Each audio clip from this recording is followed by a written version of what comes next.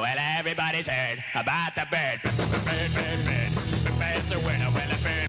Grown men watch this shit? A podcast about indie wrestling.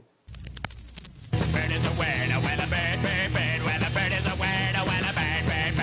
The bird's a winner, well, a bird. Well, a bird is a winner, well, a bird. Ladies and gentlemen, welcome to Grown men watch this shit? Grown Men Watch This Shit. I am Chris, accompanied by my lovely co-host, Mr. James Vanderbeek, or Jeremy. How's it going, friend?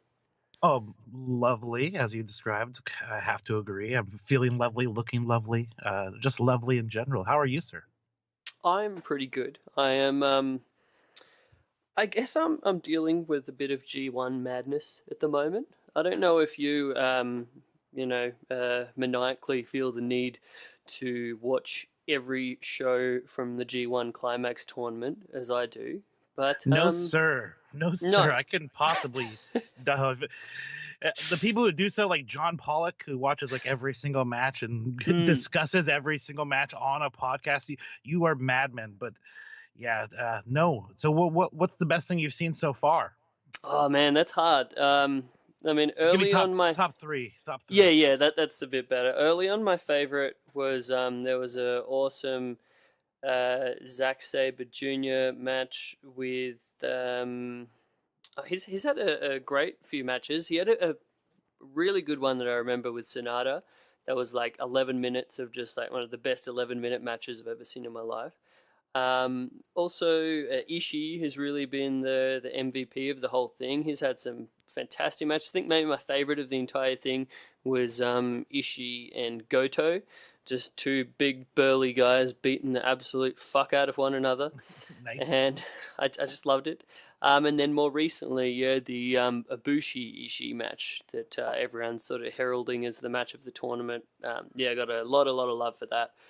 There's also a really great Michael Elgin has been fantastic all the way through. He's been just like so driven and just killing it in every match. Same with Hangman Page, your friend from previous interviews. They're a really good Kenny Omega match with Naito on like one of the first nights that was just got it all going. And another one actually, Minoru Suzuki's had some really good stuff. One of my favorites was him against the big brawler, the Unchained Gorilla, Togi Makabe. I don't think that match got nearly as much love as it deserved. Just a really fun match for just, highlighting both of those guys' strengths. And then Suzuki had another really fun match with Tanahashi. That was just great storytelling. They're sort of my highlights so far. But I mean, there's been a lot of good stuff. Some not so good stuff with all of the Tama Tonga, Bad Luck Fale shenanigans and bullshit. But, it's good from my perspective because I just get to skip those matches. So it saves me time. So, silver lining. Silver lining. Hey, there you go. Yes, sir. Man, I always love the G1 tournament. I don't get up seeing a whole bunch of the matches, just like the ones that are really highlighted. But the whole tournament itself is just the presentation, the way they treat it so seriously, the press conference where everybody shows up in suits ahead of time and everything. Oh, that's the best, where they have the photo shoot at the start and everyone's looking just fly as fuck. Yeah, they're like, here's my wrestler pose of the day, or people trying to look cool as fuck, or then they come to the microphone and just, do some quick words about somebody specific. But this year, Bad Luck Fale just walk up and looking at everybody and then and goes, fuck them, and walks away. Was the best thing ever, dude. But yeah, WWE should do it, actually make their King of the Ring more similar. Like, treat it more like a sport, like an actual tournament. Treat it with some respect, and actually. Well, I mean, the thing going back on that, from what I've heard on multiple occasions, was like For a long time, other people have been proponents of such a thing. You know, back when the All Japan Champions Carnival was as big a deal. And yeah, based off the G1, they've suggested to Vince to do something like this. You know, you could do a whole summer-long, really big-time tournament. People love tournaments, but he at all times basically said so that much TV for them as well. So much TV is written by just the tournament itself. But no, apparently Vince thinks that his viewers are too dumb to add up the points, so that's why it's never been a thing.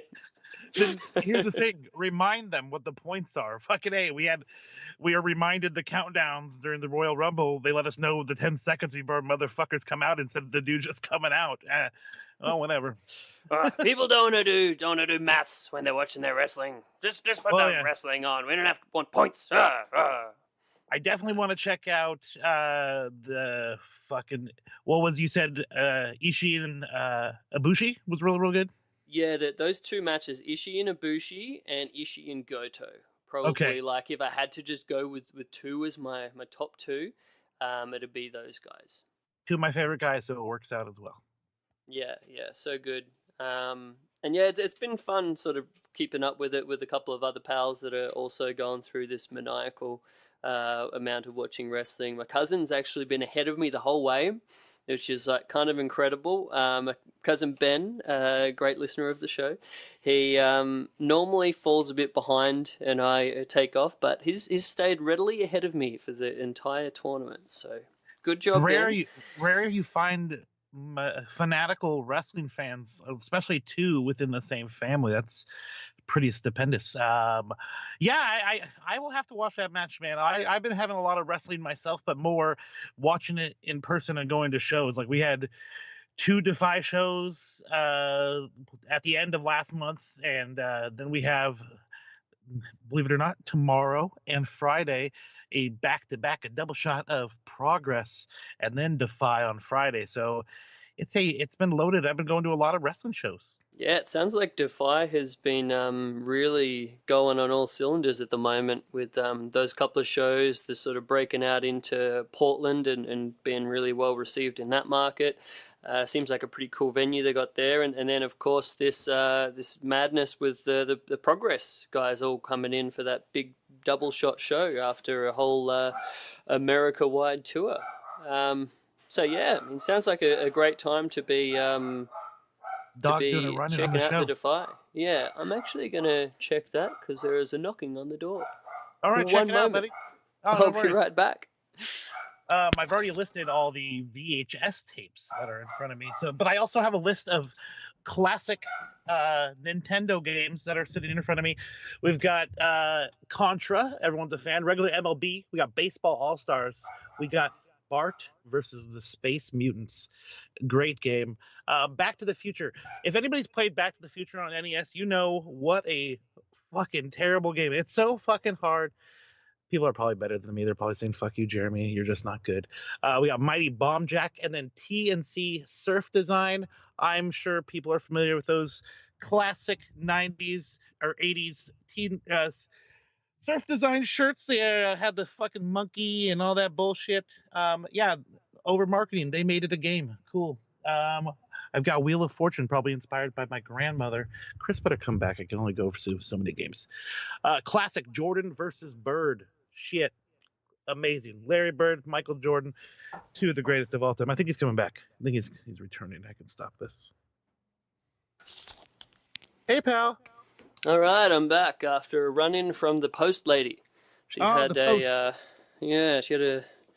parcel to drop off. Awesome. She delivered your package. She sure did. Yeah. Ooh. Sorry. So while you were away, I discussed, instead of VHS tapes this time, I have also a stack of Nintendo NES games. So I just went through a list of classic NES titles.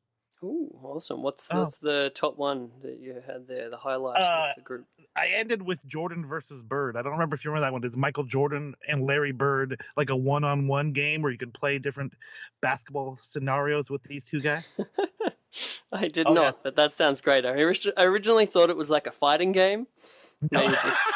Michael Jordan versus Larry Bird. That'd be tremendous. They should have done that, actually. And then the other one, you might know this one, TNC Surf Design. Do you remember those games? I It did was like not. it was like a. Did you guys get the NES down there? Yeah, we did. I mean, the first console I ever had was an NES. I sound so ignorant to say that shit. Like, did American stuff make it down there? Do you Yeah. guys know? Yeah, so it's yeah, like or not a wrestling, he's surfing and skateboarding, and they even have a hacky sack level, I think.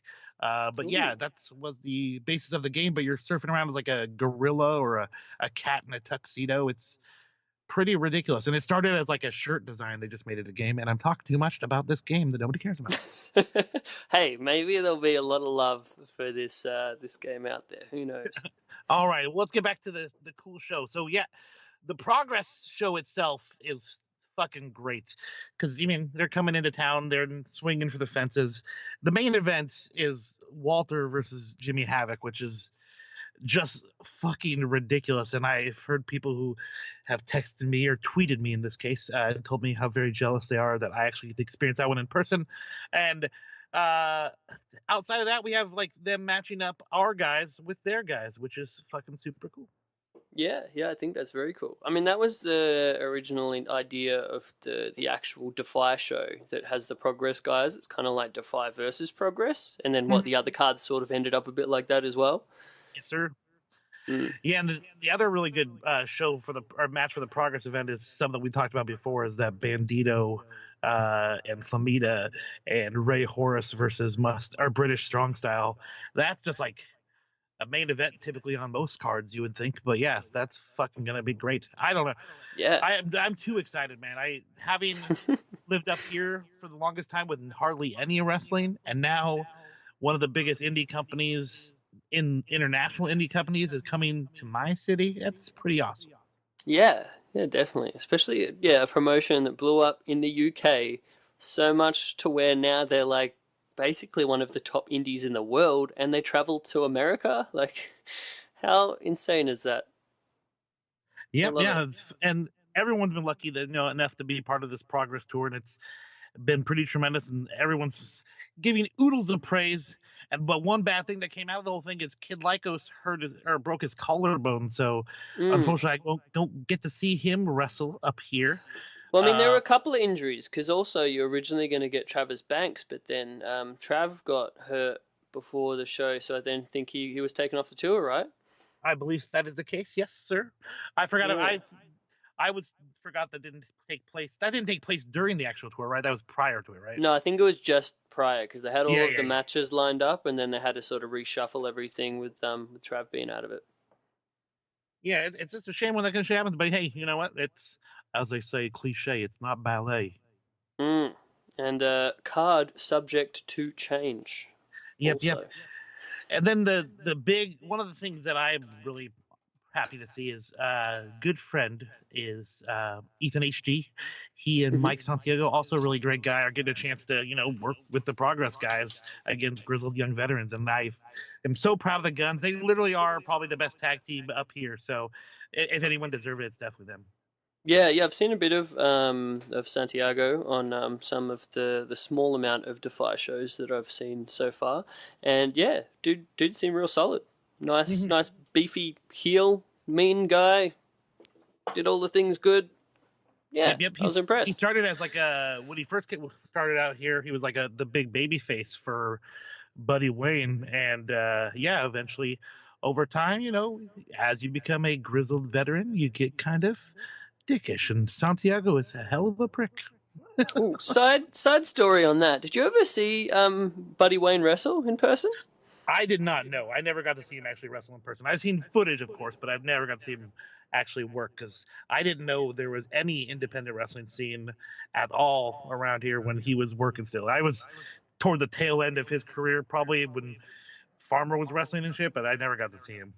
Yeah, because I mean, for listeners at home, I was a big fan of Buddy Wayne, mainly from the Wrestling Observer Radio, where he'd do the shows with Brian Alvarez, and he was just an awesome, hilarious guy, just really glib and always taking the piss out of himself kind of thing, and he had a really fun insight on wrestling, and he's one of the guys that the few dudes that straddled that back in the territory wrestling days, and seeing that sort of turn into the independent wrestling days. So you'd actually get, a lot of insight from back in the Portland territory and Don Owens and all that kind of stuff.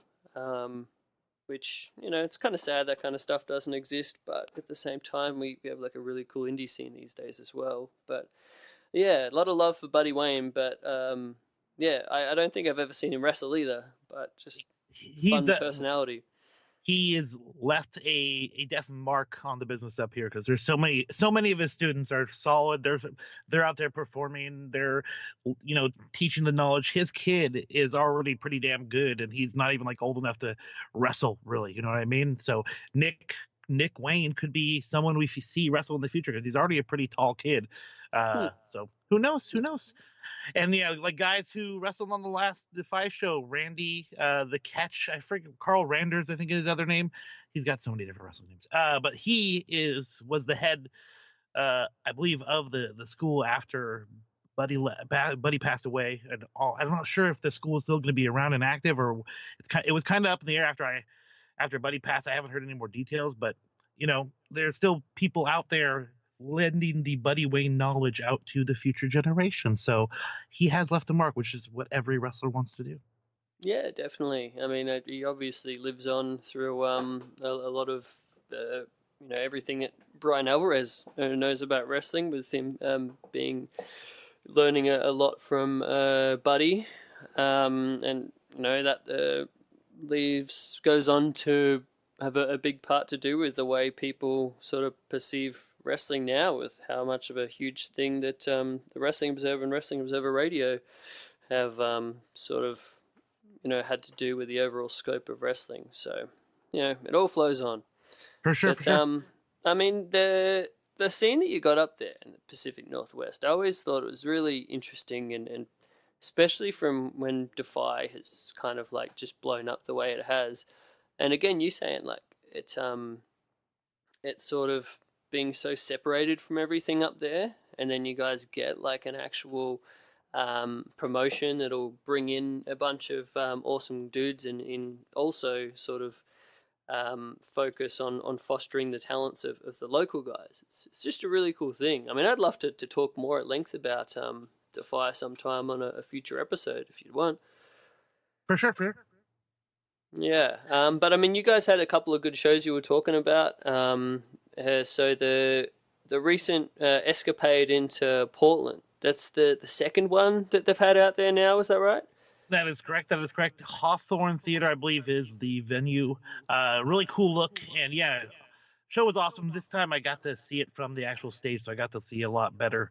But the main event, which is something I want to talk about real quick because it was so great. I don't know if the people are really fans of Austin Aries, the whole belt collector thing, because a lot of people these days think belts are just props, doesn't really matter.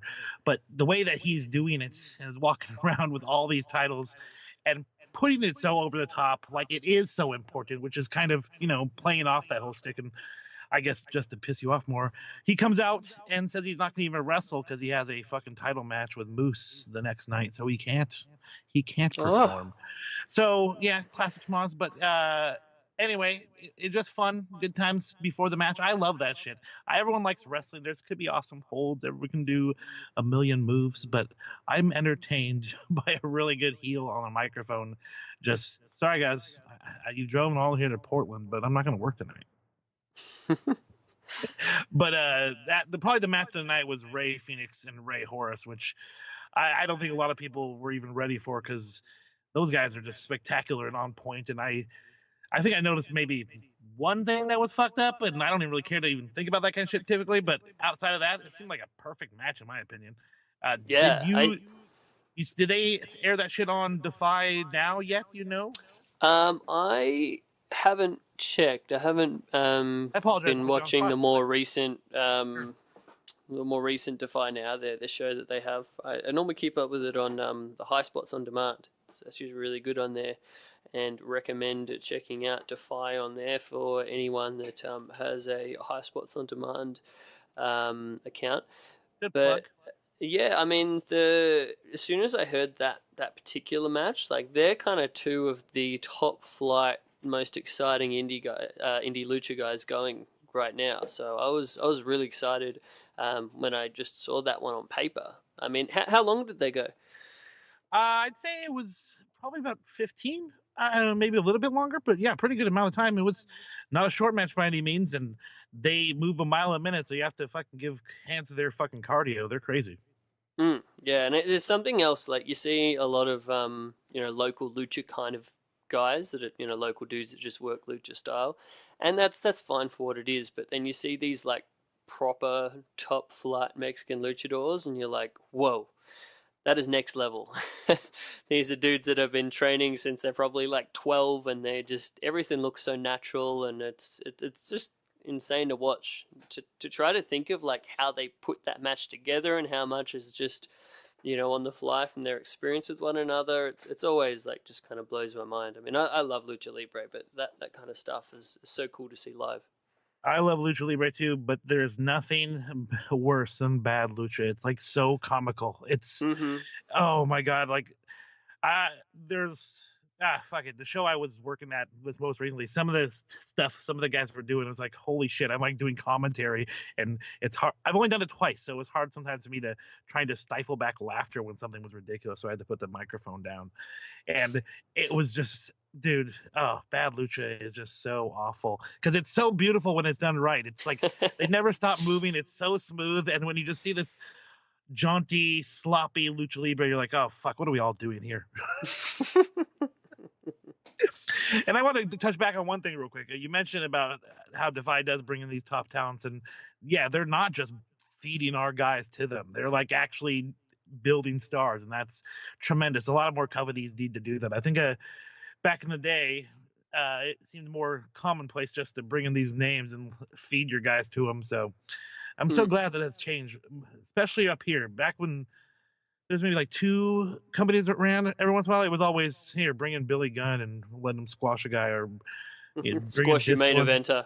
Yeah, bring in Disco Inferno and have him do it too. It's Yeah. No, I mean that's actually interesting because it's very similar to the Australian scene for a long time was like that. They bring in a big international and just have him like squash the local dude. I mean, not a squash, but very decisively just beating him, and then they leave, and then these are the guys that are left, and what does that do for everybody? But now it seems like it's similar to what you're saying with DEFY.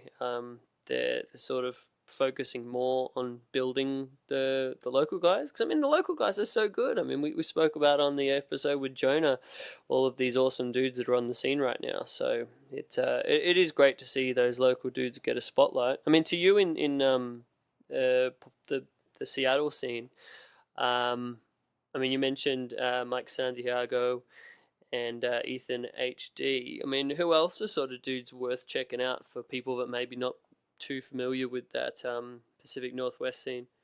The first thing that springs to mind is Shaft, this really tough guy. Kind of looks like Rusev, built that way. Young guy too, and he's actually one of the best pairings of this weekend coming up is him versus Walter, and it's just going to be smash mouth and fucking hostile as hell. Big lads wrestling, as I've learned.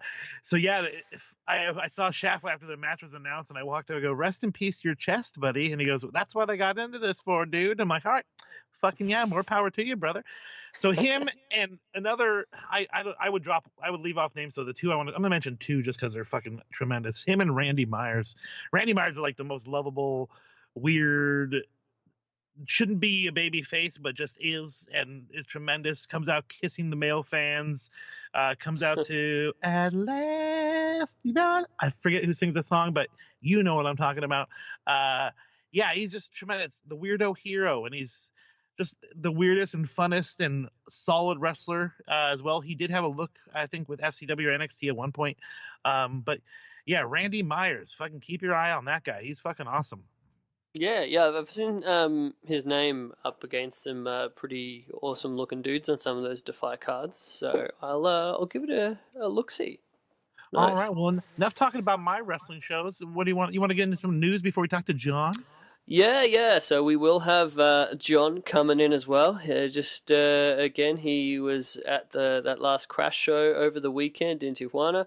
So I'm very excited to be talking to him and get all of the latest on how that trip went in down in Mexico. We got to But talk to him about him making his way into the meet and greet based off of some, some finagling, some wordplay. yeah, his just press just pass. dropping the fact that he's an official reporter liaison for Grown Men Watch This Shit. Apparently, it opened some doors. That's amazing. Who knew we have such stroke? Yeah, international stroke. Jeez. Yeah. Sounds awesome. Yeah, so good. I'm looking forward to that. Other than that, I did want to put out an official little what do you call it? Like a revision. I fucked up. I'm gonna fix it up type of deal. It's a retraction. A retraction. A retraction from every time in the last couple of shows that I've said Bandito Jr. when talking about Bandito, because I didn't know. I thought you fucked were this correct, up so I never said it. because I've been getting it confused for the longest time because there was like a East Coast indie guy way back called Bandito Jr. And for some reason his name just stuck in my head. So then when I see this Bandito dude, on these PWG cards and that, I'm just like, oh, they're leaving off the junior. And it's a complete different guy. You're so awesome. You're like, assume they've got to be wrong. It couldn't be me. Nope, I'm just a dickhead.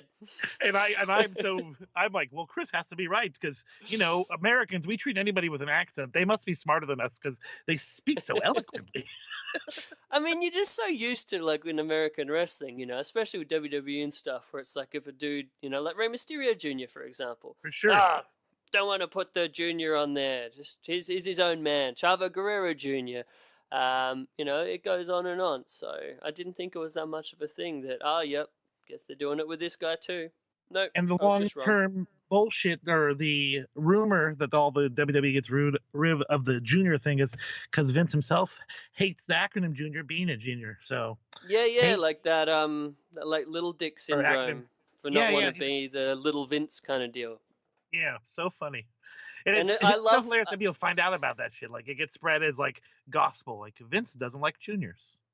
Yeah, but I mean, I love how all of the older guys that worked with Vince McMahon Sr., whenever they talk about Vince Jr., they just call him Junior. So I feel like all the time in those locker rooms when he was the ring announce guy or then the commentary guy, that he would have put up with so much time, just all the boys calling him Junior. So I think that's finally snapped in him. So if anyone ever wants to get heat with Vince, try calling him Junior. I think you'll really like it. Yeah, it's him and Indiana Jones. They really hate that shit.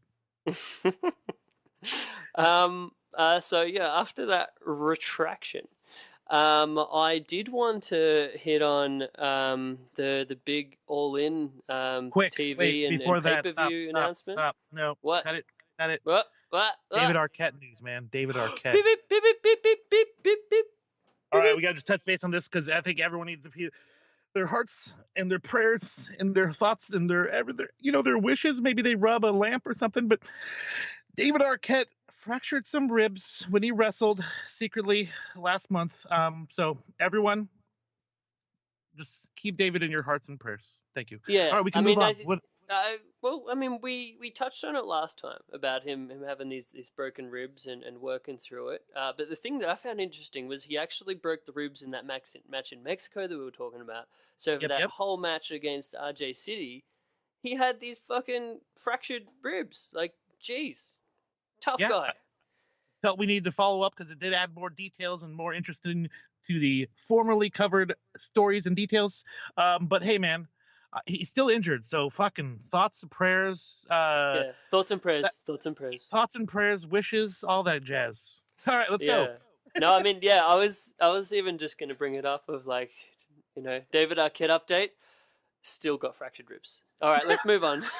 I think the last time we didn't actually encourage anyone for thoughts and prayers, and that's the thing that everyone does these days, the thoughts and prayers. So they're important. I felt we were lacking. Instead of legislative change, thoughts and prayers are so much more impactful. So I'm always a big fan of thoughts and prayers. Man, that political high horse done. Let's go. I thought All right. people like it when you have these podcasts and then just go on crazy political tangents. Not like No? my uncle crazy Jim Cornette. I have a lot of love for Jim Cornette's actual wrestling knowledge and everything. I mean, people hate because they hate, but I don't know. Come Players on. gonna hate. Yeah. All right. So next big up, all-in All In. news. All In. I think a lot of people are very excited for the show. It's getting close. It's like we're within a month of this show, right? Yes, sir.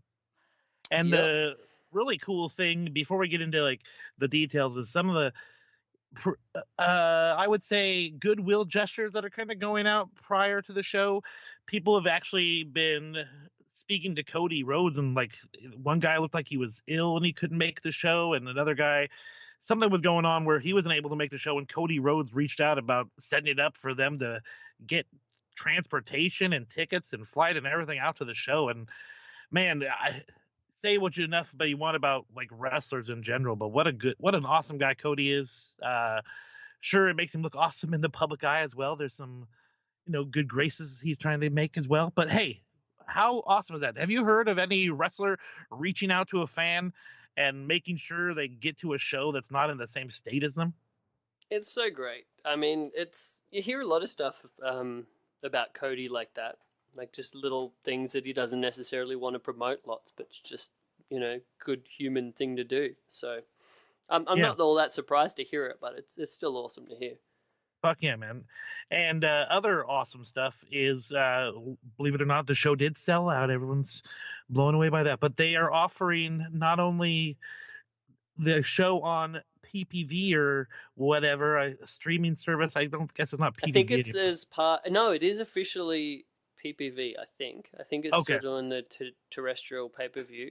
They're also on the fight pay-per-view, internet pay-per-view thing, and they're also on Honor Club. So they're which is actually really doing cool. like a regular, like through the cable company PPV as well. That I did not know that. That's fucking awesome. I feel like I have to double check this because if I'm so blazing about it, I remember reading it. Yeah, I believe it, man. The first thing that was really awesome when they announced all the pay-per-view stuff is the fact that they're going to be offering a free hour event beforehand called 0 Hour. That's get people's taste. Maybe people who don't yeah. even. I think it's smart on WG in America, right? Like do a bit of a lead in, get that going, and then it's like the old school thing of when you were watching the WCW or WWF pay-per-views back in the day, and you had that like free window either on TV or on the pay-per-view channel before it gets scrambled. Free for all. The free for all to get you all Yes. excited, and I think it's a really cool thing to bring back. And yeah, great thing about it is, like, say you were maybe curious of what the whole thing looks like. You don't know how everything's going to come across, and you're worried about putting your hard-earned dollar into that. You can now sample it, see what you're going to fucking get, and hey, if it looks awesome, I'm sure people are going to fucking plunk in their money. And I officially can confirm that in addition to Fight.tv, it Boom. will be available on standard television pay-per-view. All right, well, fucking hey, that's fucking great. That's tremendous. So they're going to get as many possible eyeballs on this as possible. Yeah, I love it. I think they've done an awesome job, obviously, in building it up. Got that immediate sellout, and the buzz continues as we get into this, TV and pay-per-view streaming announcement. But also, we got match announcements. We've almost got a whole card that's been released. Yes.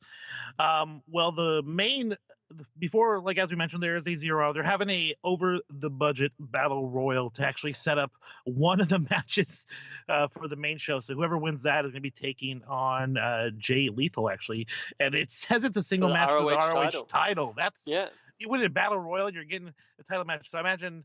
Do you think that's going to be a title change? I don't think so. You wouldn't think it, but at the same time, I wouldn't have thought that the ROH title would have changed on some low-key show shortly after their last pay-per-view. Like pay-per-view where everyone thought that Marty or Cody were going to win the title. And then they did the switch from Dalton Castle to Jay Lethal on the next just like house show type of deal that was streamed on Honor Club. Which, I mean, it's smart. I mean, getting people to subscribe to the service so you can watch Never these know shows. what's going to happen. Yeah. Yeah, man. So the over-budget Battle Royal has 5 tremendously talented people in it that I read so far that are announced. We got Jordan Grace, who is one of the better female wrestlers. She's really young. I imagine WWE will come calling for that young lady soon. And then we got Moose. I saw her wrestle at one of the Beyond Wrestling shows that I got to in person. Yeah, What did real you think? Good. Yeah, real solid. She's the tag team with who is that? Lufisto. Yeah, Lufisto, the awesome. She's like a women's indie wrestling institution. She's been around forever, and yeah, real good. I think they're the what is it? The fat booty white girls. What's that acronym? It's POG. It's Okay. a favorite viewing section of a lot of people's Pornhub. Fat ass white girls. Yeah. But yeah, Jordan, let's not be so misogynist, sir. Jeez. No, that's she's much more than her booty, from what I'm Yeah. told. Then we got Rocky Romero, Cole Cabana, and Ethan Page are all awesome and hilarious individuals. So shaping up to be a pretty cool battle royal, and I just can't see anybody beating Jay the opening match of the show. But who knows? You know. Yeah, I mean, I see Moose is in there. Moose had that awesome match with Austin Aries on that last TNA pay-per-view, where people were just like, how the fuck is, Moose having this match that this is great? So, I mean, I wouldn't be that surprised. Maybe this could lead to Moose's return into the fold of ROH if he was potentially to win. I don't know. I don't know. I love that show, by the way. The pay-per-view, the Impact one is real good. Yeah, I've heard great things. I haven't seen it myself yet, but everyone's been saying awesome stuff, and I'm just so happy to hear that. Sorry, not TNA. Impact Wrestling is returning to their strength of just putting together awesome wrestling pay-per-views like they used to from like 2003 through 2007. I want to say. Yeah, it's kind of back to being a super indie on TV. You know what I mean? Like they're just bringing all the different awesome indie talents in. So. Yeah. Interesting match on this show. Christopher Daniels versus Stephen Amell. What are your thoughts? Yeah, I love it. Because I think everyone was really impressed by Stephen Amell's like last wrestling match that he had, that SummerSlam one, wasn't it, against Stardust? I want to say. Sounds right. Yeah, I mean, who better to actually Stardust Junior? Stardust Junior, I think. Stardust Junior. Sorry, I was giving you a hard time. I'll add Junior to every wrestler's name from now on. Oh, I see. Yeah. Yeah. Ribbed. You got ribbed. I got ribbed hard. But yeah, who better to make Stephen Amell look good than the ring general himself, Christopher Daniels? Like, got to be like all time one of the smoothest, just like overall best wrestlers that makes every little thing that he does look so easy and so good. A lot of love for Christopher Daniels. But yeah, I think I'm actually excited for what he can bring out of Stephen Amell. Should be very cool. Stephen Amell did some classic wrestling shit. He said he's going to retire Christopher Daniels. So, ooh, yeah, I like that. I like that a lot. Then we have Briscoe Brothers versus SoCal Uncensored. The other two guys in that group, Frankie Kazarian and Scorpio Sky. So that, yeah, apparently that one's also going to be on the WGN 0 Hour show in the lead up. Yeah, excellent. I think that'll be really good. I think the Briscoes are so good at the moment since they've made their heel turn. They just really remind me of like almost like the sheep herders kind of thing, of just these out of control Southern boys that are just not doing anything for the fans. It's all just like for them to be angry Southern boys that are going to fuck people up, and I think it's wonderful. So yeah, I'm really excited for that match.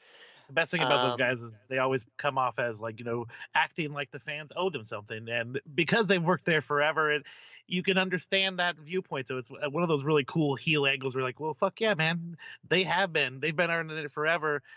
And honestly, if those guys could get their shit together, they would have been surefire stars in the WWE. But they're both crazy men. Well, I think they're great because like they could have done that, but at the same time, they're like big time family men. They've got like 6,000 children. They run a chicken farm. Yeah, and it's like I think from what I know about those dudes, they They're enjoy cool. that life and wrestling, the ROH schedule a Yeah. hell of a lot more than they would enjoy being on the road in WWE. So it's just great to see guys be able to take a different, different approach to wrestling and still get a great measure of success.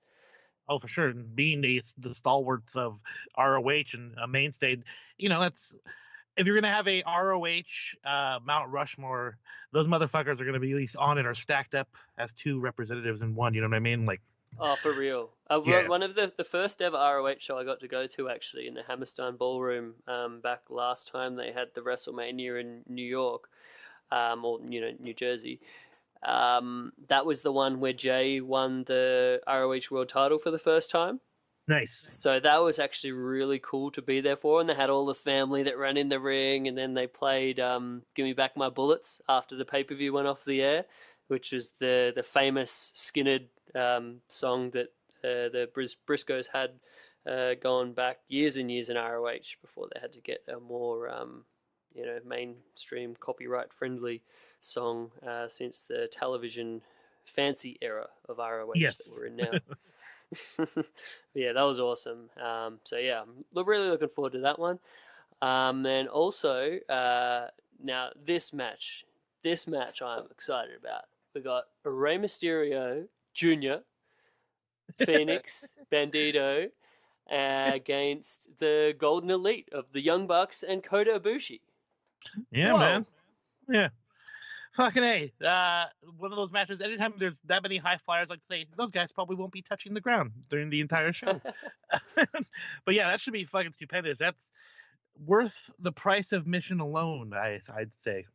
I'm just Great. personally really interested if we can get any interactions between Rey Mysterio Jr. and Kota Ibushi. Like, that's one of those weird super dream matches, maybe from another era. But at least being able to see those dudes share the same ring and doing a couple of spots, I think that'd be really cool. Yeah, it's one of those things where you never thought about needing to see that match, but as soon as you hear that they're in the same match together, it's like, oh, I need to see that. Indeed.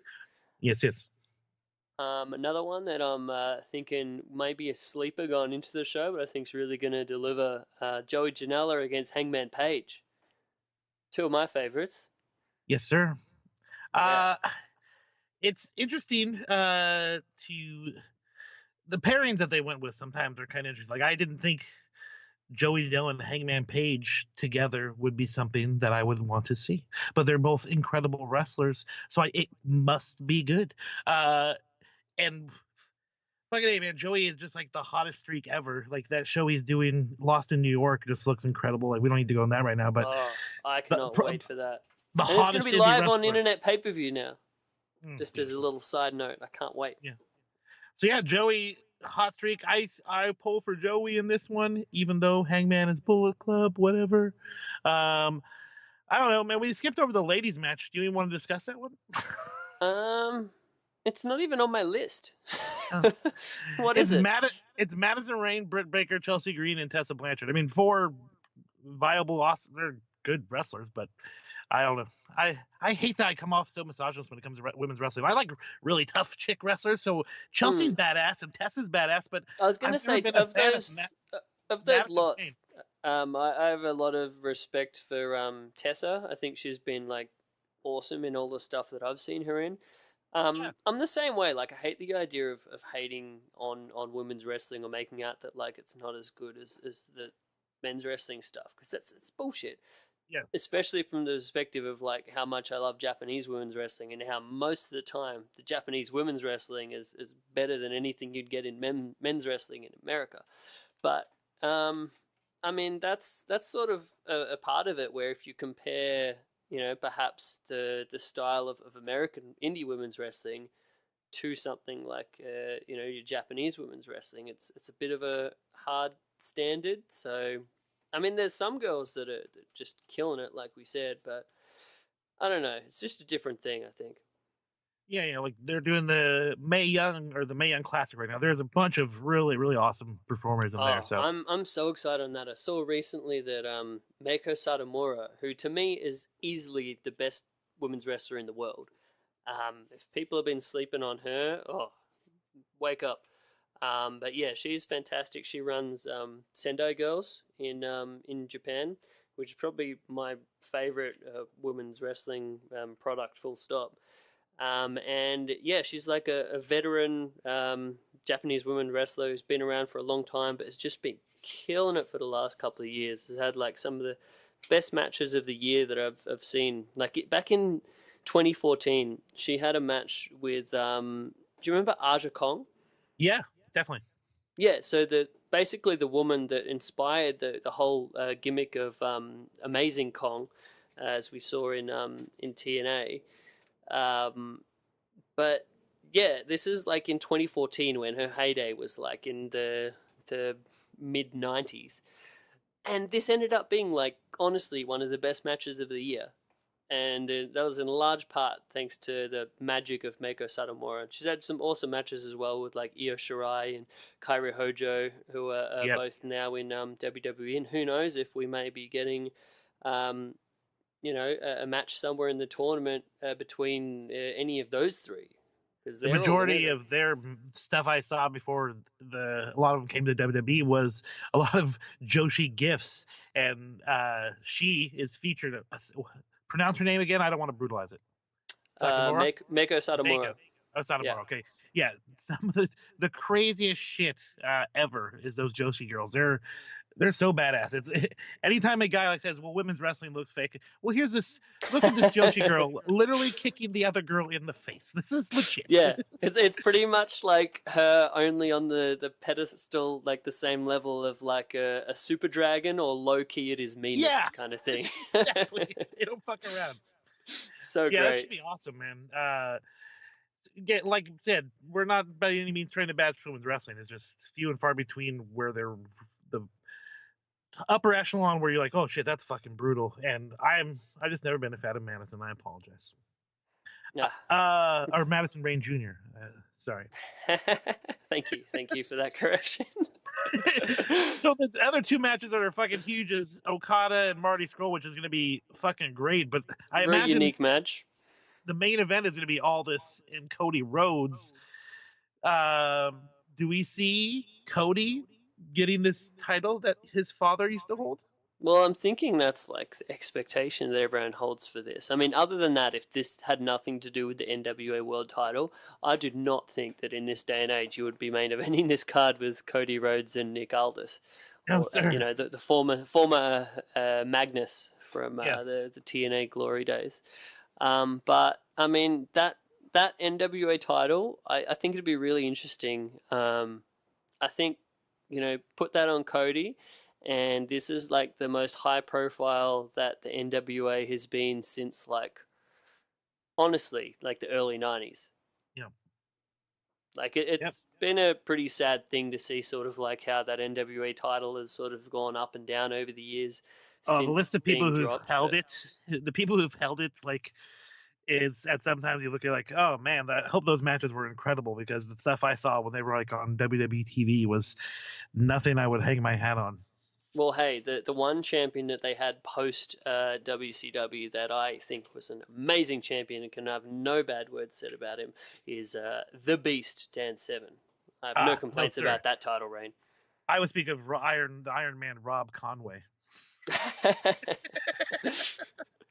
What was his music deal? He's it was Just Look at Me. His music was way over. He might have been good. I don't know. I didn't really see any stuff outside of the WWE, but when I heard Just Look at Me, Rob Conway was NWA champ, I'm like, ooh, NWA. Wasn't he formerly part of La Resistance as well? Yes, sir. He started out as initially he was a military soldier, I think Air Force or something, for the U.S., and then he joined them. He jumped the rail and attacked somebody. Yeah, he jumped the rail and attacked somebody. It was pretty tremendous. He turned on America and joined Quebec. Oh, how dastardly. The bastard. But yeah, you're right. The Cody taking this title, or bringing it maybe back over to Japan, bringing it to ROH if there's some sort of partnership with NWA and ROH. Just more interesting and exciting wrestling news in 2018, which has been pretty tremendous and crazy all around. And I think big shout out as well to Billy Corgan, or I believe he prefers to be called William Corgan. I think he's in back to this Billy day and now. I age. heard him on. Oh, is he back to Billy? Yeah, I heard him on Howard. I think he's cool with just going by Billy now. So Hilarious.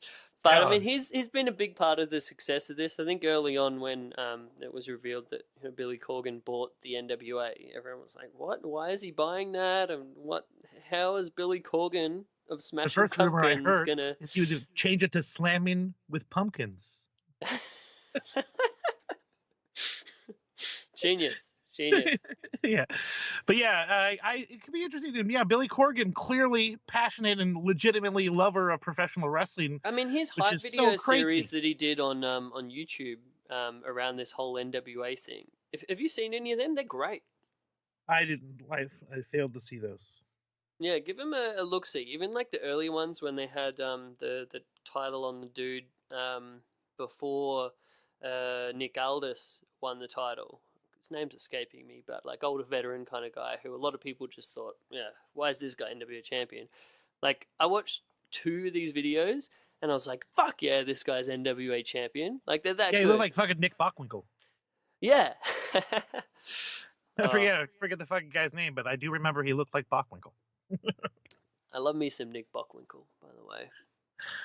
Well, that show, I mean, all in, gonna be great. I'm so glad that it's gonna be on pay-per-view because I decided to invest my money as you did in going to the Battle of Los Angeles. So I mean, can still see both quietly, shows. I think we still made the right decision. Fuck yeah, That's man. just me. Oh fuck yeah! 3 days of wrestling compared to one of a great card. No matter, but yeah, you could actually see this one on pay-per-view. You can't do that with PWG. Yeah, you have to wait like 3 months till you can watch it. Oh well. Tim Storm, for those playing at home. Ah, yes, the I knew it prior was a champion. Tim, but I couldn't think of what a wrestling name. What a classic wrestling name. Yeah, Tim Storm. Yeah. There's a storm front Rest- coming in. Versus Johnny Fireball. Yeah. Nice. All right. There was on Yeah. or Mad TV one time they had a bunch of stupid luchadors, and one guy was El Senor Bag of Crap, and he was just this luchador who was carrying around a bag full of shit, and the other one was Senor Muchos Gatos, and he's this guy who has a lot of cats. Both of these sound like exact gimmicks straight out of Lucha Vavoom. That's like almost exactly what they do in Lucha Vavoom. It's awesome. Senor Bag of Crap. They actually have a dude in Lucha Vavoom who has a pooping his pants gimmick. Luchador. Oh, is that the filth or Dirty Sanchez guy? Yeah, Dirty Sanchez. How could I forget Oh. that name? Gross. Well, speaking Ew. of Mexican wrestlers, should we get John on the line? Yeah, man. I think so. Let's I'm give it a patiently go. waiting for this. Yeah, such a patient man. Let's see if this thing works. You still there, pal? Yes, sir.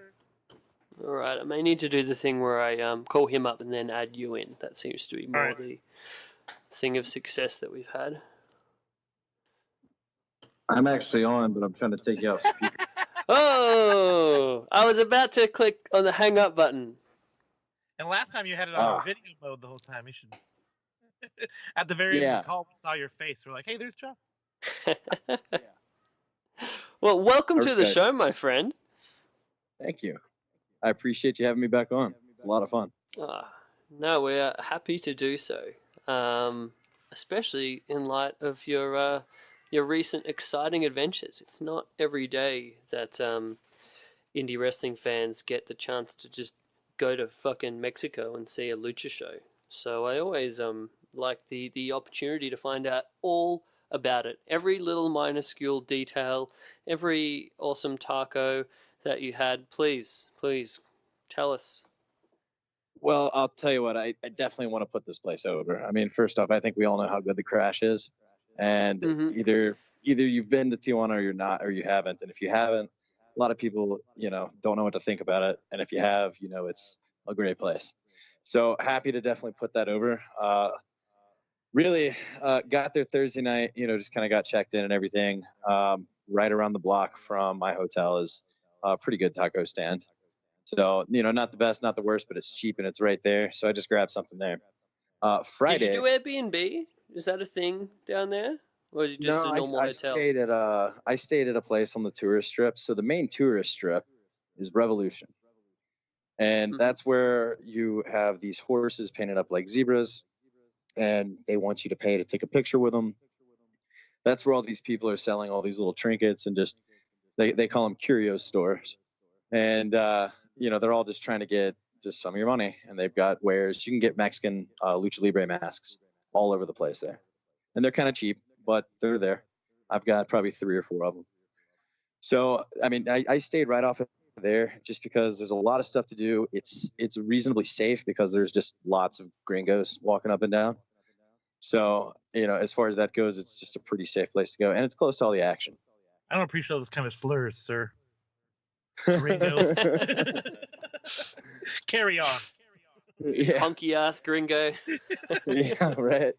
So, but yeah, it's what I've always said about the place is like, as long as you don't go looking for drugs, you're probably not going to find any trouble. That's where you get a majority of the violence. So, but by staying there, you pretty much isolate, yourself into an area, and then you kind of Uber from there to other places. So yeah, Friday was the big show. They had a meet and greet as before, but they actually capped it at 100 people.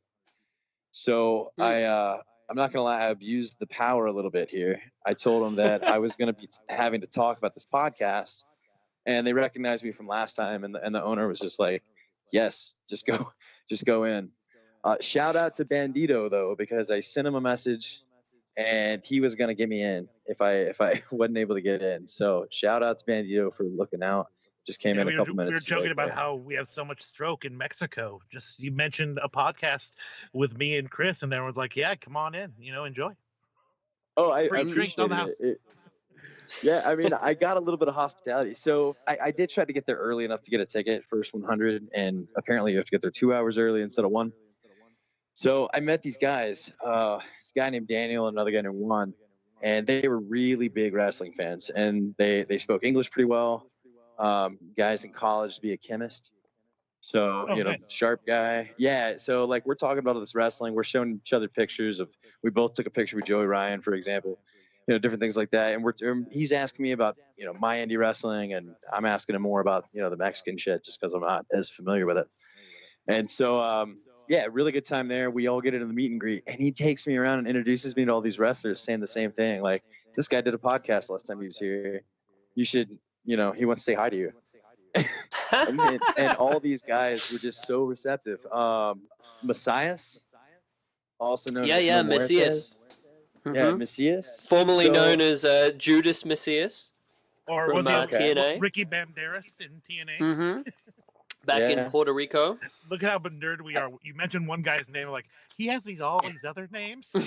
Well, I'll tell you what, one of his names stands for, 1,000 deaths, right? So and this guy is massive, and I've only seen him just be a terrible, awesome person, right? So I meet this guy, and he is the nicest guy. Like, multiple times shaking your hand. Like he's kind of one of those guys. He's talking to you. He's got his hand on your shoulder, and that's terrifying. Just really nice guy. Asking me about what I was doing in town, things like that. So really, really nice guy there. I saw. You guys will get a kick out of this, especially you, Chris. I saw Tyler Bate and Trent Seven, and I went up to Trent Seven and I said, "Wow, everybody, look, it's Marty Scurll." I know that. I helped him get him into fucking Wally after that shit. Yes, exactly. The dude like waiting to get into the club that told Trent Seven he was Marty Scurll and he could have his ticket. Yeah, he was so like loud in front of everybody to say, "Hey, ladies and gentlemen, you don't know who you're missing out on. This right here is Marty Scurll," and it's complete. It's Trent Seven. It's not Marty Scurll at all. And yeah, he just respect to Trent Seven. The guy. What is Trent's reaction to that? Did he remember the callback, or he just thought you're a weird dude? He definitely remembered it. He may still think I'm a weird dude, but yeah, he definitely remembered it. We said hi, and then he was the guy that was like, "Oh, your friend knows Mark Davis." I said, "Yeah." So Chris Brooks and Lycos overhear this. I go over to take a picture with them next, and they're like, did I hear you're friends with Mark Davis? And I say, well, not exactly. Here's kind of the acquaintance degree of separation. And he's like, well, anyways, man, that's cool. Like, this is our first time at Crash. It's been a bucket list thing. We're really excited to do this. How long have you been coming here? We're just having a good conversation. And so really nice guys. They were all very excited to be there. I know that they were just, in town because of the Progress circuit, but they were really excited about making that show. So a couple people that did not show is Fatu and Garza Jr. So they were unable yeah, to. because Garza Jr.'s like signed up now, right? He's going up to New York, I believe. That's my understanding of it. Leaving the territory, brother. You said New York. It's so awesome. Going up north. Yes, sir. Gonna go work for Vince Senior. So, Fatu, do we know the deal there, or just no show, or maybe a visa thing? I don't know. No idea. So that's what I was saying before. Props to Alberto Del Rio because Fatu didn't show up. So as far as that goes, man, I mean, it was still a pretty good show. I got to say, the one I went to in June was a little bit more exciting. This one just was a little bit of a clusterfuck. Like, because of the two guys not being there, they had Macias wrestle El Terrible. And yeah, I was interested in that match. How was that? Because I love El Terrible, part of the Realsy Los Ingobernables de Mexico. Right. Just Los Ingobernables. Along with Rush and Rush's dad. El Terrible has been great. And it was just saying my love for Macias. So how did that match look? Kind of two like big beefy rudos just going at it? Did they both go heel, or was someone a babyface, or what? Yeah, you're going to love this match, actually, because unfortunately, within about 60 seconds of a great match, El Terrible did a suicide dive outside, slammed his shoulder on the rail, separated it, and was unable to continue. Oh, man. So after that, they set up the next, basically, they set up the next match. I forgot who it was. I went up to get a beer. And they brought somebody out. They were, talking a little trash, setting up the next month's thing in September. And then they actually brawled for a second just to kind of cover it and stretch it out a little bit. There was a couple more botches, though. So, in addition to that, I don't know if you heard about the main event. Yeah, I watched the main event, actually, on a fan cam. Someone filmed it. Well, that's great. I mean, it was awesome for 5 minutes, and then unfortunately there was a ref botch. Is my understanding. From the one that I watched, they went about 10 or 11 minutes, I'd say. Was it? It was a little bit long. Yeah, but it was a bit of an abrupt, weird finish. So it looked like maybe the ref counted to 3 when he wasn't, or it was the finish and the referee thought it was a near fall and they didn't count to 3 and they did count to 3. It was a bit weird. But I mean, the actual match itself I thought was pretty fun. I was surprised how just over Pete Dunne was. Like, I was expecting, is he going to get a bit of a, interesting kind of reaction? Like, how many of these Mexican fans are going to really know who Pete Dunne is? But he was pretty well over. I guess that's the power of the NXT brand in Mexico right now. Perhaps, there were some NXT chants. There were. Now, I don't know. One of the chants that I wanted to bring light to this chant that I heard. First thing I heard once Pete Dunne came out, and I was like, wow, he's getting a bit of a cheer here. And I heard a crowd chant that I thought was "lose some weight," and I was like, wow, that's a little bit rude. Turns out it's bruiserweight with a little bit of a Spanish lose some weight sound on it. Lose some weight. Lose some weight. Lose some weight. You guys, I'll tell you fun match. The match that. I'm sorry. Go ahead. I was like, no more fat shaming this day and age, guys. No. Yeah, geez. I mean, dude's wearing a butcher. Is covering it up pretty well. I don't know why you need to, fat shame him. Rude. But yeah, overall it was like a very much indie style match to me, more so than a lucha style match. I guess that's sort of the middle ground that everyone meets at in that type of thing. But for what it was, I thought it was good. I saw that Pete Dunne was stealing Marty's gimmick of breaking the fingers. That spot a couple Yeah. of times. Yeah, Mm, everybody loved that. You know, Pete yeah, Dunne was definitely over. I'll tell you who really impressed him though was Mustache Mountain. People knew who they were. yeah. People cheered almost as loud as Pete Dunne. They got really into it, NXT chants, things like that, and they put on a hell of a match. So it Nice. was so that was the one with, let's see here, it was like a three-way tag, right? Bestia, and no, it was Bestia and Mr. 450. So the three-way tag was also great, but at the end of this, I mean, people were throwing the money in the ring, right? It was definitely, I think, the match of the night. Very well Mhm. structured. They got a little crazy. They did, you know, some stuff. You could tell that they were still trying to be safe because they had dates and things like that. But you know, they had a good time. They got into it. They they threw each other up against the rail a little bit. You know, they got kind of into the Mexican style. And they had fun. Now the three-way tag, that was I mean, that was great. You had CCK, or you had you know, Chris Lycos and Chris Brooks. You had Flamita and Bandito, and then what was the other party? I don't have it off the top of my head, but it was great. It was high flying. It was everything you needed it to be, and that was a lot of fun too. Flamita threw me a shirt. I was sitting ringside, and threw me a shirt. I can't wear it. I tried it, so I gave it to a kid. But yeah, unfortunately, Nice. he works out more than I What a do. gentleman. Yeah. But Here's no, one for your it was a really baby. good time.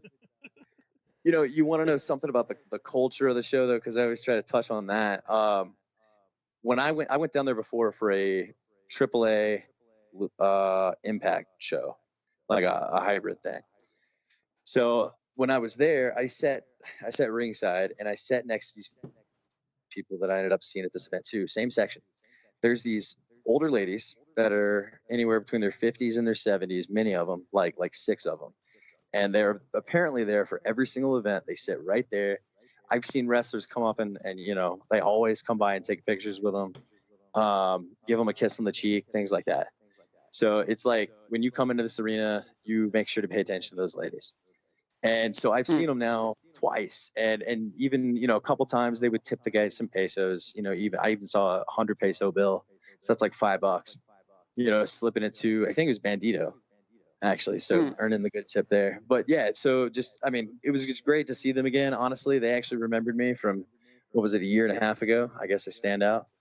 And you know, we had a great time. They got on to me for rooting against Rebellion. I was in the Mustache Mountain, and they weren't too happy about that, but they were having a good time with it. So Nice. Oh man, Yeah. that sounds awesome. it was a pretty good show. And I had And fun. so I was doing just going to say, so the Euro guys, that sort of more European style that they bring meshed pretty well by the sounds of it with the luchadors. Yeah, it was. I mean, it was great once in a lifetime style matches. You don't normally get a chance to see something like that, and they both kind of worked their styles but tried each other's. So that was kind of the cool part about it. That's cool. This will be like a extending thing over to Jeremy is actually going to see those dudes on the upcoming Progress versus DEFY show. Yeah. He was telling me about a multi-man tag where it's like the UK guys against the luchadors. So yeah, I'm that'll be really excited fun. as well when it gets online. Yeah, that match looks freaking incredible. Oh man, sorry, I got a frog stuck in my throat. Yeah, did you see the full card, John, for Progress up here? I have not. I wanted to check it out. We've got a wedding to go to this weekend, so but looking forward to watching it. Yeah, it should be really good. I blown away. Like I was saying to Chris, like the fact that coming someplace like Seattle where hardly any wrestling happening, to have actually Progress dropping into town, it's insane. Right. Well, I mean, it just goes to show DEFY is really on the rise too, man. They've done great. Their video production on their videos are excellent. You know, they bring in good talent. So I mean, good on your own city, right? Yeah, shame my podcast partner had to quit my show to go do his wrestling gig. Whatever. Thanks, Matt.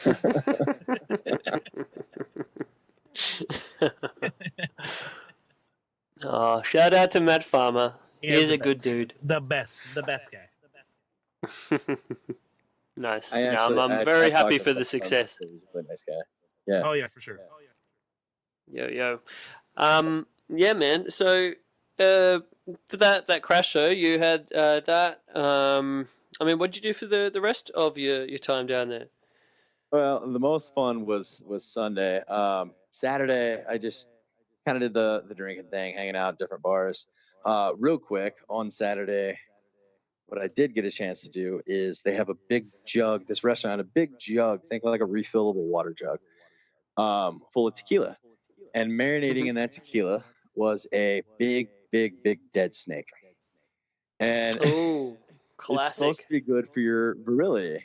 And they were telling me to take a shot of it, and I was like, no, it seems like a prank, like I don't want to do this. And the server said, if you buy my shot, I'll take it with you, just to show it's not bad. Like, buy my shot and I'll drink it with it. So I'm like, all right, that sounds like a win-win. So we poured up, and it was actually better than the regular shot I'd had right before that. Very Ooh. smooth. They said it was lower in tequila, but yeah, and I felt great the rest of the day. So that was one Ooh. thing I did. If you're ever on Revolution up near the Arch and you see the snake tequila, try it. I had to channel my All right. Bourdain, try weird foods, right? But I did it, and it was great. I So, like and then- it. Well, one question coming out of that, from the virility end of it, any feedback from Whitney on that side of things? Well, I just got back in town last night at midnight, so I'll Snake is I'll have strong. to follow up.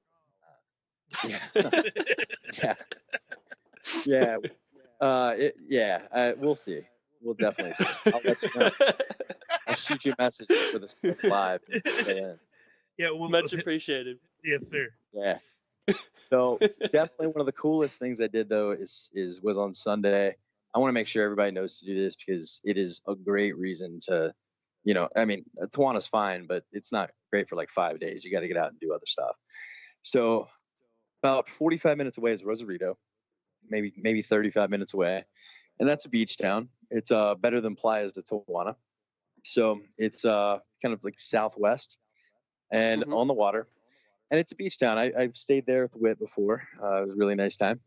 And just below that is my favorite spot in that whole area. It's about 10 miles south. You pass the old Fox movie studio where they used to film like water scenes. I think they did some Titanic work there. And the master and commander boat is just kind of chilling in the water. So what it is there is it's a fishing village called Popotla Fishing Village. And if you go there on Sunday, which is basically like the farmer's market day, everybody's got all their fish out, live crabs, live lobster, things like that. So I ended up getting, I think it was a kilo of lobster for roughly, I don't know, 25, $30. It's not as cheap as some other places, but you're getting it fresh and they know tourists are coming there. And then what you do is you take it over to the guy next door who's also on the beach, wearing their waders and things like that. And he's got a big pot of oil and he's going to fry it up with some garlic for you, which is their traditional way of doing it. And then they serve it with tortillas and rice and beans. You get it all, you get it caught live. They basically rip open the shell right in front of you, start cooking it, things like that. And you can get fish done that way. They've got sea urchin, kind of whatever you're looking for, they've got. Cracked out. Awesome. Oh, it's incredible. I go every time. It is the highlight of my trip every time. And this time was one of the best. I got to say, second best time I've ever had in Polo was this time. I went down there and I got a 6-pack of Tecate and a 5th of Don Julio for, I don't know, $30. So, and a mixer. And so I sat down on the beach with all my shit and different people were coming by and, talking to me because whatever. And I'd offer them a shot of this, that, or whatever. And, I can't drink the whole 5th. So that was part of the idea, is kind of make friends and everything like that. So I had a great time, drank some liquor out of a coconut. It was very exciting. And then I had tickets to the Cholos game that night, the professional soccer team in Tijuana. And they're pretty good. You definitely see a huge involvement. People wear the jerseys everywhere, things like that. So I got a ticket and I'd say it was about $40. Got it directly midfield, maybe 25 rows back. Perfect seats. Mm-hmm. So you can get a great deal on those. And I leave Popola and I head there with this bottle of tequila, this bottle of mixer, in a plastic bag. So I get out there and I'm trying to figure out what to do with this bottle of tequila. I just kind of walk up and I'm looking around and a security guard walks up He's like, "Hey, what do you have in there?" So I show him, and I'm like, "I don't know what to do with this." And he goes, "Well, if you give me a couple shots, I'll walk you directly to your seat. You can keep it." Huh? Ha! Nice. Badass. That is the Mexican bribery way right there. And Oh yeah. and I said, "Well, what's gonna happen when you leave?" And he goes, "You're gonna make friends with everybody around you." So it gets to the point where, I mean, watching the game, I'm just drinking straight from the bottle, and just handing it to people around me. They're all kind of laughing, so I'm buying their silence, right? And these guys behind me are probably So no one's taken you up on your offer of a shot yet? Oh, everybody, anybody that I had. Oh, offered, great. yeah. So these guys behind me, they're like 25, 30 probably in their group, and like 5 of them were sitting there, and I passed it back to them, and the rest of the game, they were doing all these soccer chants, but they would plug my name in them. And so they'd be doing these John chants. And obviously, with me being lit, that was the highlight of my night. And then they all invited me to go out with them after. And they were, nice guys. Like I said, just drinking tequila with each other. So Long they story wanted to go to short, some John bars. lost his kidney. Yeah, woke up in a bathtub with ice, right? We had a Fresh great time. incision. I will say I was caught by surprise when the place that we ended up was a gay bar. Not nice. a gay bar, but a gay variety show bar where they Oh, had that's Ooh. fun though. That's fun. they had strippers, they had karaoke, all kind of speckled in there. And now I gotta say I had a really, really good time, man. I mean, people were That just sounds sending great. drinks for like $1. Yeah, just kind of, it was just a great time. So I was surprised that's where we ended up, but I mean, that was probably the most fun I had at a bar at night, most of the time. So real good time there. The last cool thing So I great. did is, and I really want to like highlight this because they're really revolutionizing everything. They got like a craft beer scene and a cocktail scene, and kind of this farm to table hipster stuff is really starting to catch on in Tijuana. And so one of the places that I actually got brought with, some of the friends that I'd made down there was this place called Law Container. And think like a warehouse. You ever seen, like a bar out of a, the steel walls? It looks like an old warehouse or storage room or something like that. Sure. And like a trailer. So they had this 2-story bar made out of all these things. And there's, there's brewery collectives, restaurant, things like that. And you can get bottle service for $30. So of decent stuff, you can get one for like 10, but if you want good stuff, like $30 plus, and it's the mixers. So we all did that, had a good time there, and it was great. You got to kind of mix and mingle with everybody, just talk to different people. I started talking wrestling with this one random guy that wouldn't stop talking to me about it for 20 minutes. It was a really good time. So there's lots of good things to do there. There's lots of tacos. I had one of the best cocktails I've ever had at a place called La Justina, and they're apparently known for them there. But it was, like a $5 drink. Took them 15 minutes to make. It was a smoke old fashioned. Basically, they bottle some smoke. They light mesquite on fire and they bottle the smoke. They make an old fashioned, Ooh. and then they pour it into the Holy smoke. shit. And then they pour it out. Oh, I need that in my life. Now I got mine made with mezcal on the recommendation of the bartender. She's like, if you drink Love me some mezcal. do this. Yeah, right. It's very smoky. So Mm. it worked really, really well together. It was great. Oh, That sounds So- awesome. dude. All kinds of things. Dude, next time I am eventually gonna go to Tijuana, I'm going with you, sir. We're gonna make this happen at some point. Absolutely. Yeah. I'd love to do it, man. I try to go any chance I can. San Diego is great too. You can do whatever. You Yeah. fly into San Diego, it's 30 minutes away from that. And, it's a great time. So anytime any of y'all want to go, always down. I actually have a friend that works at Championship Wrestling of Hollywood, I think it is. Okay. And yeah. have a crash date coming up, I believe. So, we'll have a good reason to go down there. Awesome. Yeah, man. Oh, San Diego as well. Shout out to having some awesome burgers down there. Have you ever been to Hodad's? Hodad's, no, but I heard of it. Is that the Oh, it's Ocean great. Beach, like a bar? I think they got the two. I think one Ocean Beach, and then they got another one a bit more in the downtown kind of area. That was the one I went to. But whew, there is some big ass portion sizes, and there's some tasty ass burgers. Highly recommend. Well, guys, before I run, I just want to say, one, Jeremy, if they'd called you by your alter ego, I would have told you totally. Known who I was talking to last time. No And worries. since it's the three of us all together, I mean, can we relish in the fact that we all got lucky and got tickets to Bola, and we will all reunite where we met? Fuck Oh, yes, sir. praise! We haven't Yes. even mentioned that on the show, but Yes. fuck, I was. Cut it You out if guys you need knew to. how nervous I was, right? You guys, the reason I didn't respond immediately because it was my girlfriend. I was using her card because she owed me some money, so we put it on her card. And then she was trying to type it in. She didn't know how to hit tab to go to next fucking space, then the address, and then it froze up on. I was like, oh my god, we're not gonna get tickets, and it took forever, but we still scored. It was a miracle. Wrestling Oh. gods smiled on us that day.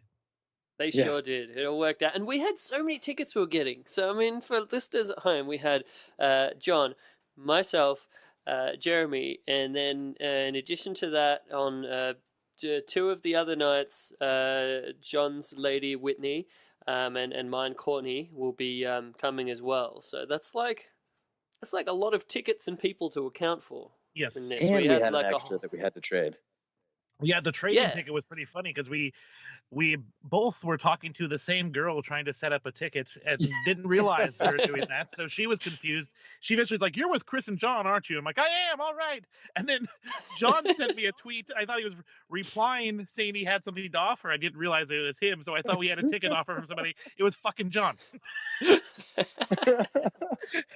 Yeah, you too scramble much to get it excitement. done, Yeah, I was so frazzled, like But yeah, no worries. that's Man. It's all You good. gotta- I hate introducing myself as my Twitter handle. It's gotten to that point sometimes where I have to, but I'd rather. You can call me Beak or Jeremy. If we're friends, call me Jeremy. If you don't really know me, call me Beak. I don't give a fuck. Call me whatever. Just don't call me an asshole. I'd say we met at Bola, but became better friends in New Orleans. Damn right. No, Yeah. New Orleans was outrageous. Oh, man. Oh God. Well, guys, I sure appreciate your time. Next up for us is All In, and then after that, Bola, and then I'm probably gonna have to take a break for a while. Yeah. Just kind of let the dust settle. Yes, sir. we'll You're not sure going to get be all back making it together. out to Madison Square Garden in April? Maybe. Such enthusiasm. That's far enough away. I might be able to make that happen. Yeah. Well, I think you have to get tickets like tomorrow. I think it's going to sell out right away. Yeah, they Yeah. were. The pre-sale was like 60% sold. Yeah.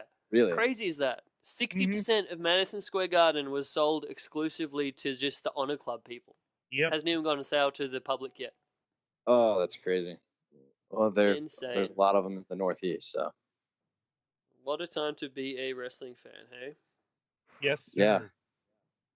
Yeah. amen to that. Yeah, just Well, thanks again, with that, yeah, thanks again, man. I was just going to say, with that PWG ticket buying thing, I just wanted to make sure everyone knew when I was sitting there and you're watching that like clock countdown to the on sale time, and from previous experience of how fast these fuckers just fly out, like last year was just insane. My heart was just racing. Like that's Hey. all I could feel, just like this thump, thump, thump, thump, thump, thump. And then, yeah, I was just pure fear when it actually did trick down to the clock strike 0. And then, yeah, as soon as we actually knew that we had the tickets, it was just like, I think I double checked, like reconfirmed with you guys like 6 times. Yeah. Have we got them? Have we got Yeah, them? you We're sure we got them. I think we were all taking like tally marks on Post-it notes, trying to figure out if everybody had everything. Yeah. Yeah, so Yeah. that was great. We're all going. We got our places booked. We got our flights booked. Can't wait to see you guys there. Yeah, man. All right, I man. See you can't down there, wait. buddy. All right, Sounds take care, great. guys. Peace. All right, thanks, man. Appreciate it. Bye. Talk later. All right, Well, should Mr. we- Vanderbeek, you still there? Yeah, I'm here, man. Should we close up shop? We've had a long one. That was an excellent Yeah, report man. by John. We have the best reporter. He goes in, he reports on wrestling, then he does awesome stuff like goes to gay nightclubs and has awesome drinks with smoke in them. That's how the best report ever. And he kept his kidneys, so that's a good sign. Yeah, good for him. Kept his kidneys, kept his liver. He's got all of the organs still, I believe, and he's got what was it? Increased libido potentially from that snake shot. Yeah, Snake is strong. Yo. Oh man, yeah, that was so good. I really like hearing about all. Like, it's good to get the report of the wrestling show itself, but like it's also the stuff around the wrestling shows that sort of also pique my interest. For sure. I want him to grab me some lucha masks next time he's down there. Yeah, you can get one of those like.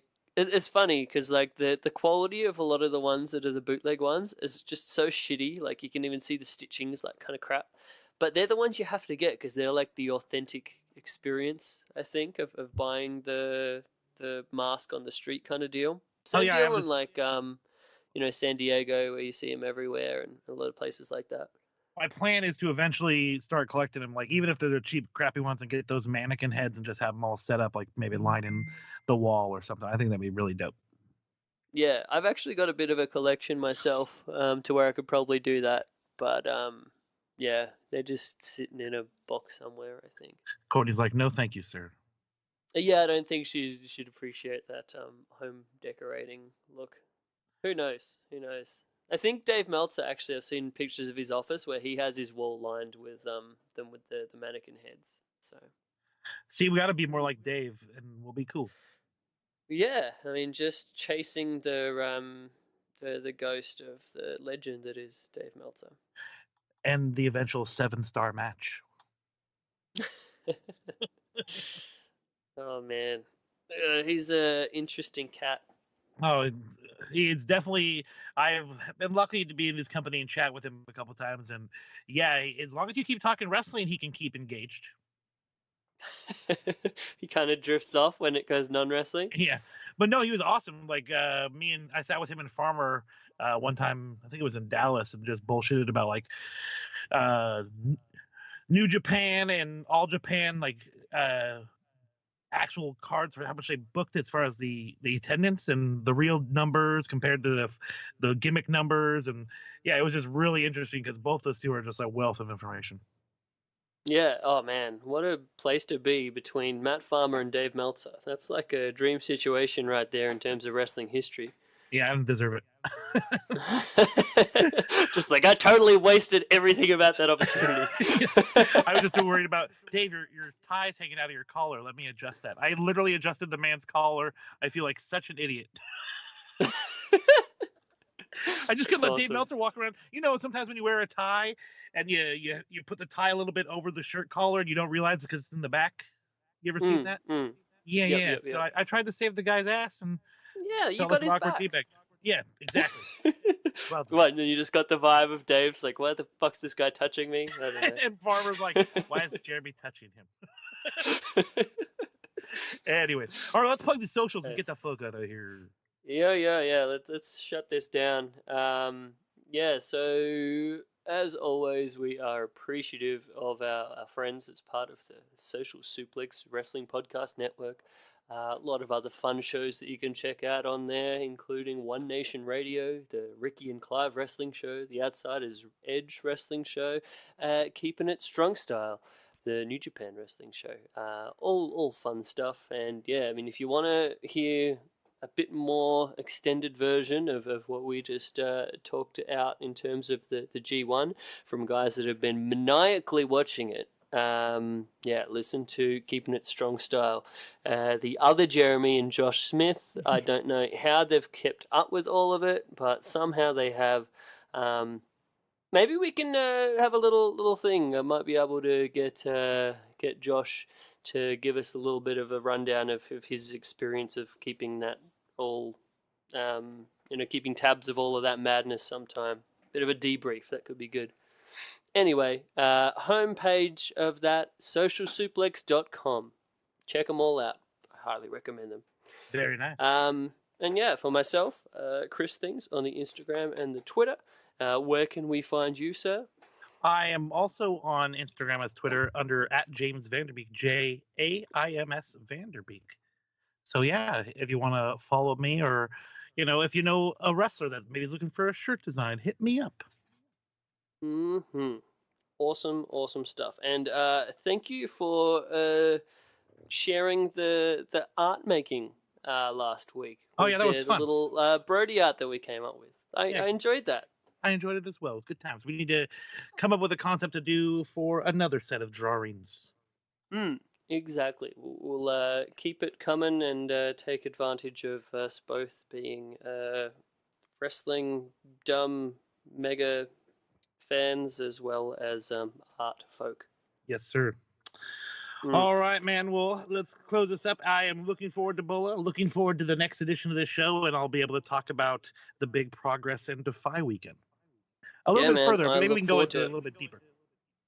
Yeah, definitely. It'll be good. I think a lot of people will be really interested in the whole DeFi scene and finding out a little bit more about it, about your experience with Matt Farmer himself, and what sort of goes into putting on a show like this. Interesting stuff.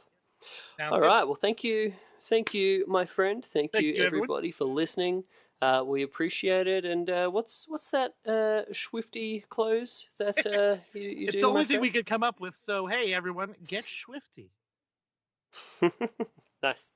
that. All right. Take care, friends. Peace. Bye.